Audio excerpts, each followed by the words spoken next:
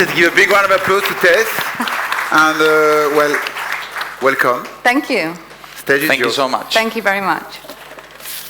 So, first of all, I have to say I'm really inspired and be humbled by the diversity of expertise that I've met and heard around me today. So, thank you for having me up here towards the end to talk about my little niche area of expertise. For the last 15 years, I have dedicated my career to the engagement of a very niche segment, the ultra-high net worth, namely the billionaires. A couple of facts to start with. What do we know about this segment? So, hot off the press from the most recent Billionaires report released 2 weeks ago by UBS, my company, and PwC. First of all, the billionaires segment is growing in every geography in the world, and it's getting younger. But the fastest growth is in the emerging markets and among the millennials. What this tells us is that traditional segmentation models just don't work anymore. And those marketing buckets that we used to use, dynamism, legacy, inheritance, entrepreneurialism, old money, new money, they're not enough anymore to engage this segment. So how do we engage the wealthiest people in the world?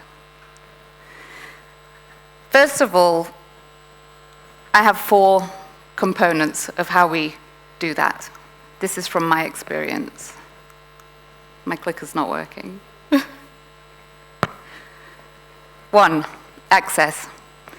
It's quite simple, but we hear the term a lot, money can't buy. Now, when money is unlimited, what does that mean? It's quite simple, really. What it means is, what can you give to that person that they simply cannot buy for themselves, or that no one else can give them? It might be as simple as access to a person. It might be access to a private collection, private art collection, a collection of fine jewelry. It might be an experience, it might be a product or service. But that is your key competitive advantage, is giving access that they don't have somewhere else.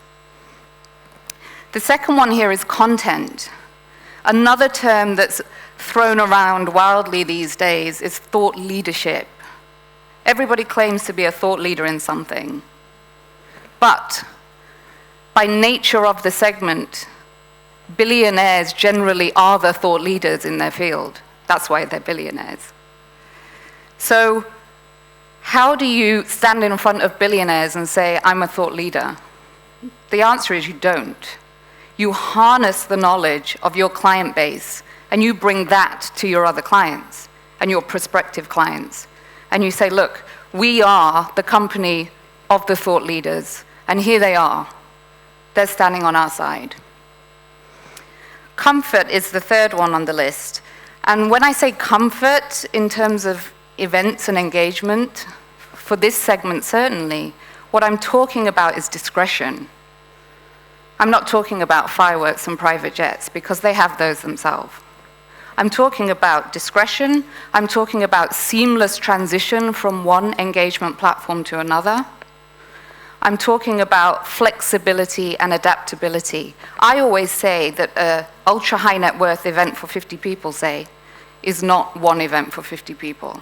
It's 50 events, each for one person, all happening at the same time.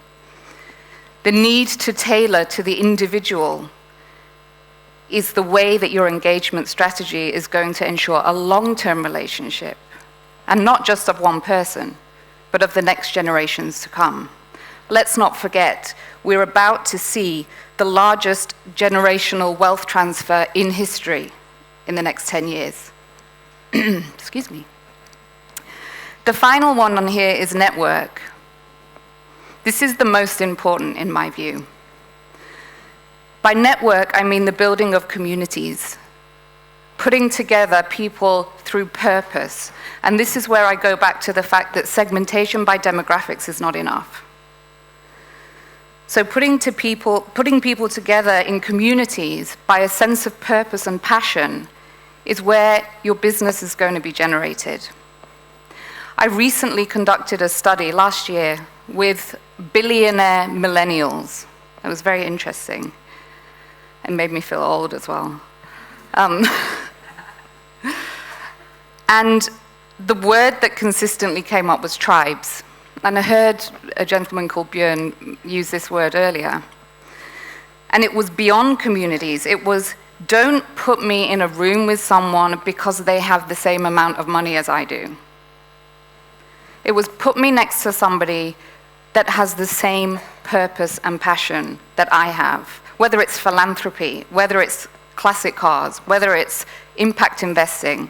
Speaking of which, one billionaire entrepreneur who had made his wealth through impact investing told me, I would rather sit at dinner next to a penniless sustainability enthusiast rather than somebody who you sit next to me just because he's a billionaire too. This brings me to a closing slide, which I think is incredibly interesting and really highlights exactly what I'm trying to say. These are some demographics. Traditionally, we would have used these in order to put people into categories.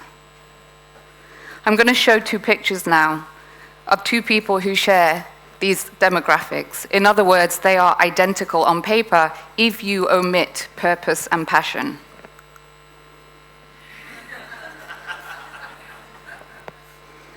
Now the question is, would you engage them in the same way?